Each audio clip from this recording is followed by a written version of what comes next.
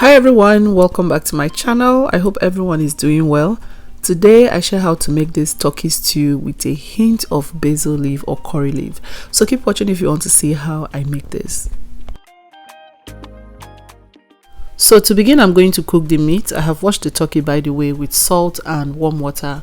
So next I'm going to season with some Maggi, thyme, curry powder, some salt, and then I'm going to blend up some garlic, ginger and onions, and then pour it into the meat as well. Add some basil leaves or curry leaves if you have access to that.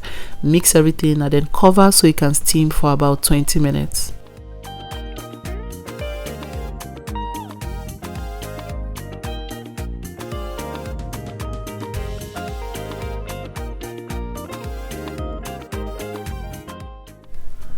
For the pepper mix, I have some red bell peppers, long hot pepper, some onions. I like a lot of onions in my stews, and some scotch bonnet pepper. I also have some tomatoes. So now I'm going to remove the seed from the red bell pepper and then blend everything until it is smooth.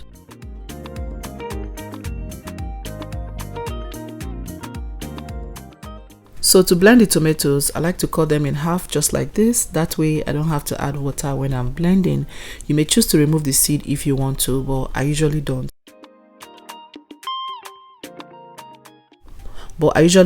I consider it a waste. I'm sorry, I know I'm cheap.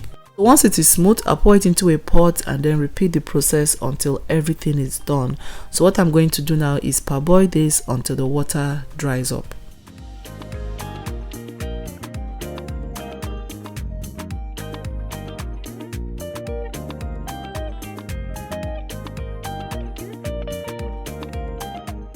So at this point, I go back to check on the meat and you can see it has rendered a lot of juice.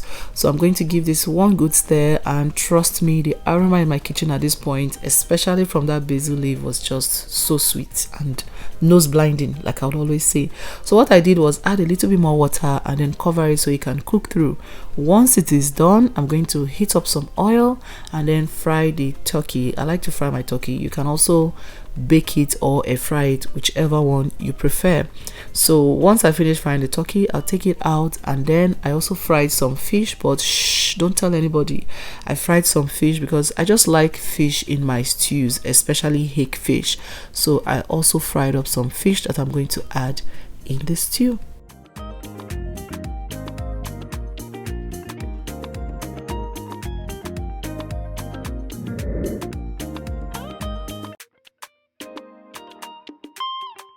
At this point, I check on the pepper mix and you can see it has really reduced. I also like to take it off the heat at this point so it can complete its frying in the oil.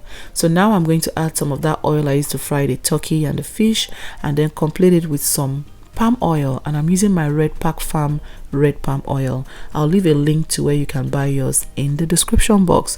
So once it heats up, I'll go ahead and add some chopped onions. I chopped up 1 extra onions apart from the ones I blended with the tomatoes. So I'm going to fry that for another 2 minutes before pouring in the pepper mix.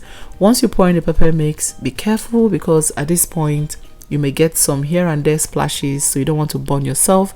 You want to reduce your heat to the lowest and fry frequently. And stir frequently.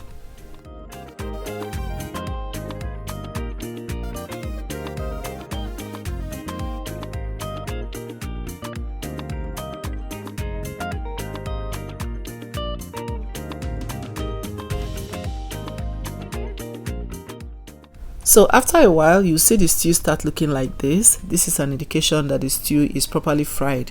All the oil have floated to the top of the pot. So at this point, I'm going to add the fried turkey and the fish. Then I'm going to add the meat stock as well, and then loosen with some water if necessary. I loosened with some water because I thought the stew was too thick and the stock was not enough. Then adjust with seasoning or salt, but you want to make sure you add the stock first before adding any seasoning, just in case you don't have to. But when I tasted mine, I needed to adjust with a little bit more seasoning, which I did. I'm going to give this a gentle mix and then let it simmer on medium heat for another 15 minutes so that everything can come together nicely. Once it comes together, you know that our stew is ready. And at this point, you guys, this kitchen was smelling really good, very nose blinding, I can tell you. And I hope you get to try out this recipe so you can experience this nose blinding thing for yourself. Yeah, that basil leaf did a really good job in flavoring this stew. Like I said, if you have curry leaf, use that instead and you will love this recipe.